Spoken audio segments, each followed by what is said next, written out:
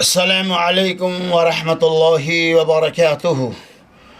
الحمد للہ وحدہ والصلاة والسلام على من لا نبی بعد اما بعد۔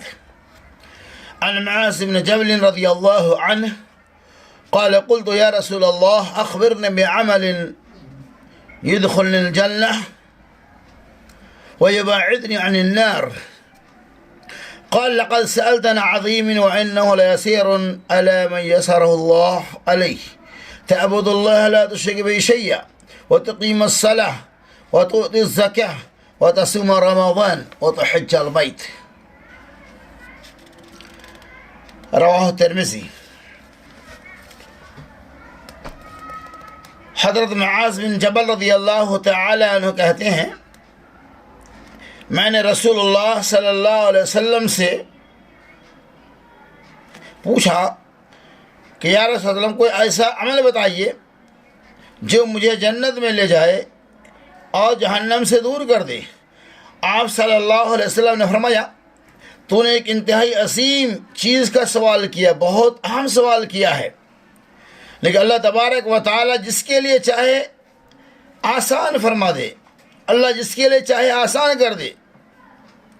بلا شبہ بڑا آسان کام ہے۔ اللہ تبارک و تعالیٰ کی عبادت کرو، اس کے ساتھ کسی دوسرے کو شریک نہ ٹھہراؤ، نماز قائم کرو، زکوٰۃ ادا کرو، رمضان کے روزے رکھو اور بیت اللہ کا حج کرو۔ اس حدیث پاک سے پتہ یہ چلا یہ سارے عمل جس کا تذکرہ محمد رسول اللہ صلی اللہ علیہ وسلم نے کیا ہے، اگر ان پہ عمل کریں گے تو یقین اللہ تبارک و تعالی ہمیں جنت سے قریب اور جہنم سے دور کر دے گا۔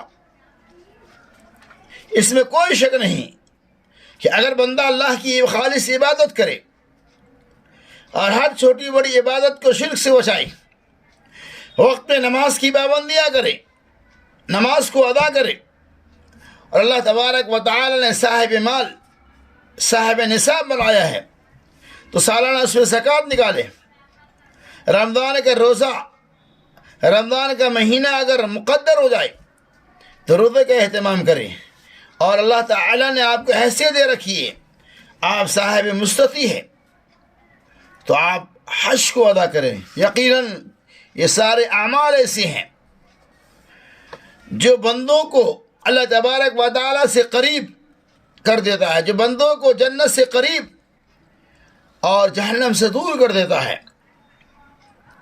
یقیناً اس حدیث کو جسے آپ نے سماعت فرمایا، اگر آپ عمل کر لیے یقین اللہ تعالیٰ آپ کو جنت سے قریب کر دے گا اور جہنم سے دور کر دے گا۔